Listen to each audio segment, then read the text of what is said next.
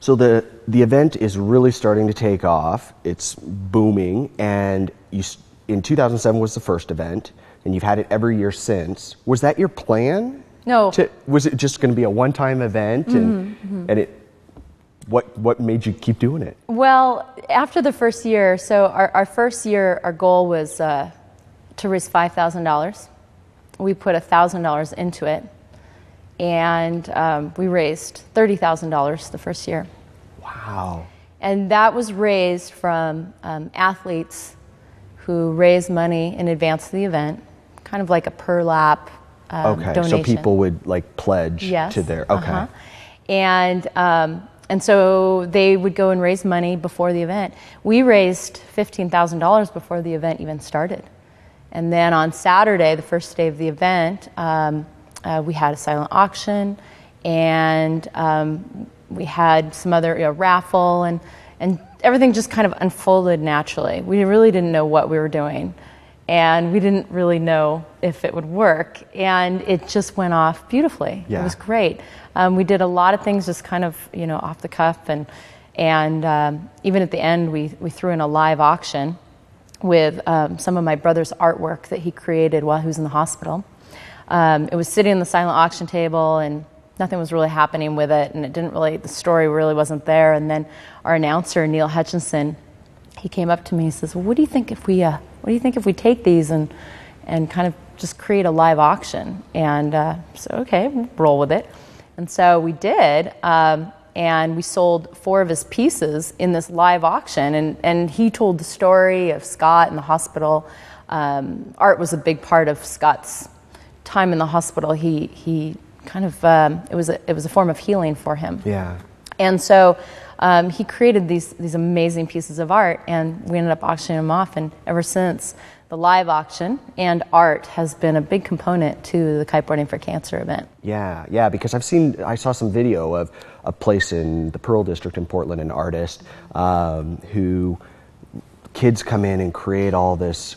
I mean, something he said was, one of the guys that was talking about it was like, you always hear, don't put, that's too much paint, that's too much. And this guy's like, no, kids, put more on there. Yeah. So they come out with all this great stuff. And so then that gets auctioned off. Yes. And helps raise funds. And so then what have you learned from the first one to now, 2011? And what's really changed for you? Or has it not really changed so much? Well, after the first one, we said we definitely have to do this again.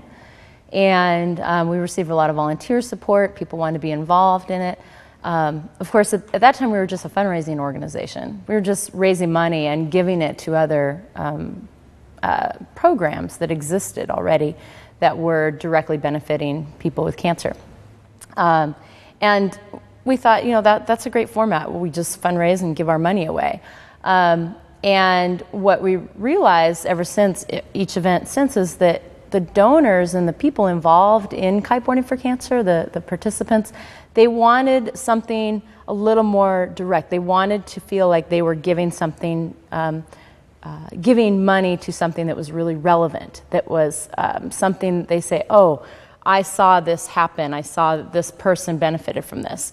And people threw out ideas like, oh, you should do an art camp or a kiteboarding camp for people with cancer, and all these different ideas. Well, one thing that Scott really wanted when he was in the hospital was he just wanted to go outside. He wanted to be outside and experience the outdoors. He was a wilderness kid. He just loved being in the outdoors, and he couldn't go in that last part of his treatment. And so we thought, we could really combine what I remember Scott really wanting was that desire to be outside and use the outside and the elements as kind of a form of healing. Mm-hmm. And then also what we know, which is we know water sports, kiteboarding, surfing, stand-up paddling. And we decided to experiment with a one-day program where we're bringing kids and young adults to Hood River for just one day and teaching them trainer kite flying and stand-up paddling and ultimately kiteboarding, surfing, who knows what. But that was just one day. So we thought we would try this, and this was a couple years ago. And it just went off beautifully. And we thought, we can do this. And so all of a sudden, the fundraiser started turning into do something more. We're actually doing something with those funds that is relevant and directly related to what all of the athletes are doing on the water on that one day a year. And so it worked great. And we plan to, the next year, plan more camps and do our own programs. Great. And so that's what it's turned into. That's awesome. And it is now Athletes for Cancer. That's the organization. Yeah. And that's another thing that's kind of evolved too, is we had mountain bikers and snowboarders and surfers and windsurfers come up and say, hey, I want to do this. I've been touched by cancer. I want to be involved. And not everyone can kiteboard. Yeah, it's not an easy thing you can just jump into. Right. So this really just opens up the playing field for everybody. And lets everybody get involved. Yeah, it's help. a great format Yeah. for people that have been touched by cancer to go out and harness their passions for an important cause. Yeah. Well, Tonia, thank you so much for coming in. Really thank you. appreciate you sharing your story and just letting us all know a bit more about what it is that you're doing. And thank you for your work. Thank you. It's important. So Thank you. really appreciate it. Thanks so much, Sean. All right. You guys, thank you so much for watching. We'll see you next time right here on Localite. And remember, take care of each other.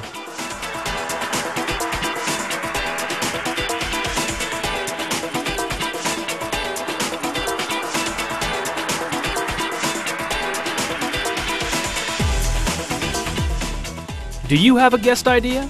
Let us know. Go to localite.com.